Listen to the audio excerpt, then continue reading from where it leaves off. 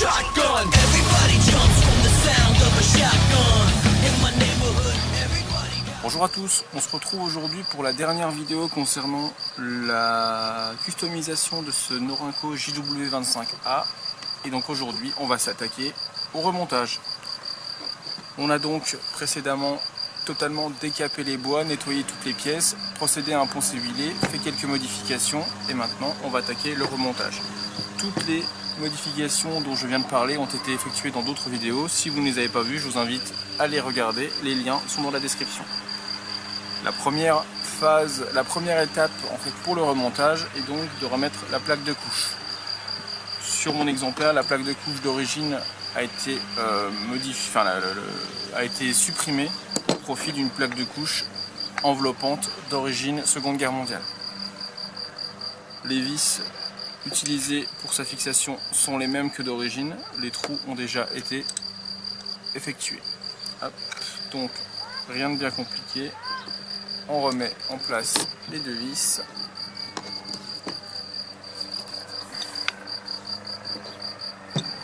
Et on les serre.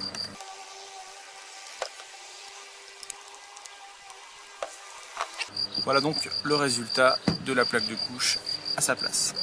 La partie suivante, l'étape suivante est donc de remettre en place l'action et le canon dans la crosse. Pour ce faire, rien de compliqué, il suffit de le mettre en place, de le plaquer dans ce logement, comme ceci. Voilà. Ensuite, on remet la petite plaque métallique donc contre la crosse et donc avant le pontet.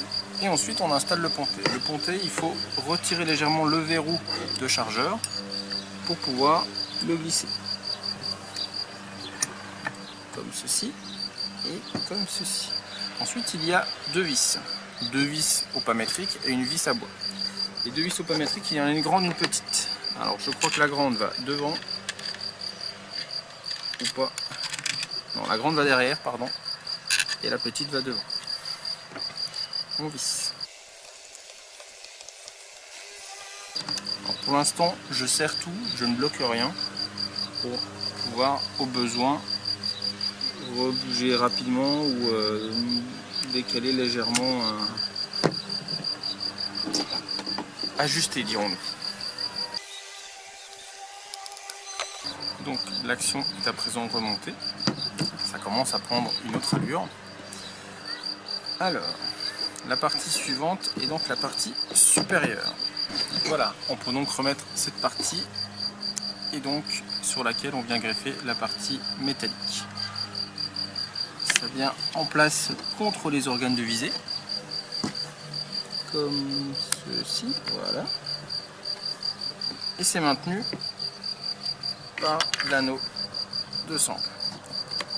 Voilà. Lequel tient lui avec une goupille.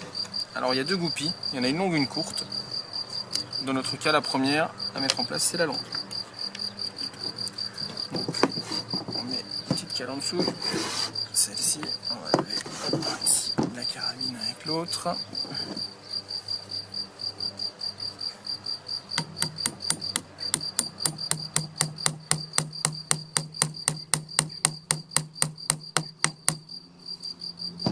Normalement, c'est en place. Et voilà. La partie suivante, donc, c'est la partie de l'embouchoir. Ensuite, on replace donc la partie métallique, donc celle-ci, la partie longue vers l'avant, comme ceci, et on y place la deuxième goupille, donc ce coup-ci la courte, si on est logique.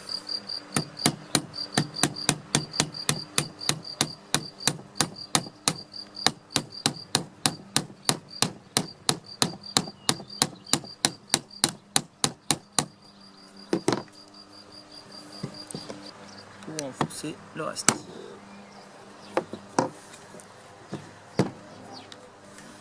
Voilà. Ensuite, on peut remettre le protège-guidon. Alors il y a un sens, je peux le trouver.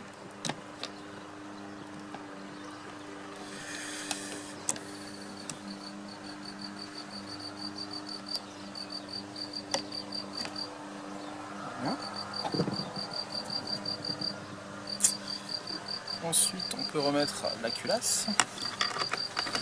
Donc la culasse, rien de bien compliqué. On maintient enfoncé la queue de détente, on met la culasse vers le haut et on verrouille. Voilà, à présent elle est en place. La dernière chose à faire est de réinsérer le chargeur. Et voilà, on a une arme qui est de nouveau fonctionnelle et qui a quand même une autre allure.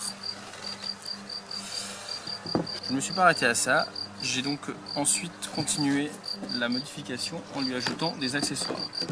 Il y en a un que vous avez dû voir dans la précédente vidéo, puisqu'il s'agit de la baïonnette.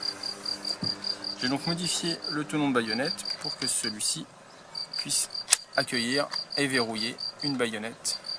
Donc une réplique, c'est une réplique de baïonnette de parade, une fabrication actuelle. Voilà, donc on va attaquer à présent la dernière étape de la entre guillemets mosérisation de cette Norinco JW25A, à savoir on va ajouter une sangle, une réplique de sangle donc sur cette Norinco. Donc je vais profiter de cet ajout pour vous montrer comment placer la sangle sur cette Norinco. C'est exactement la même chose que sur la Moser traditionnelle.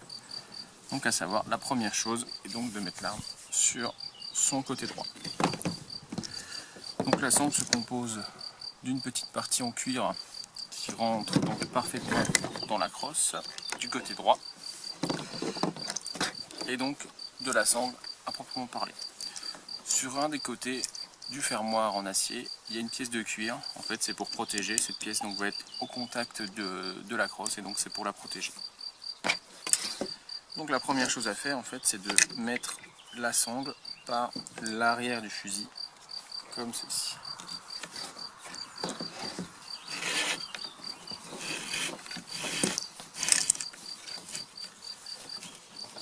Là, ensuite on passe donc la sangle dans le passant prévu et dans la pièce métallique.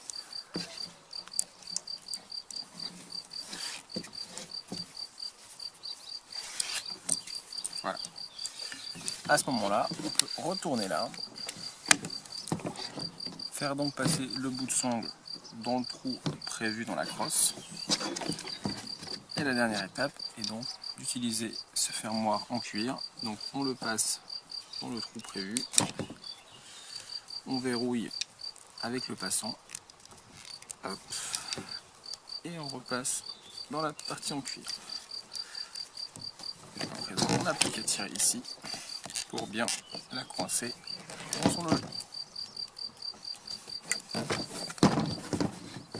Voilà, et ensuite on a juste à la mettre à longueur, donc à notre bras, et on verrouille cette petite partie métallique. Pour le rangement, on déverrouille ici, on tire tout.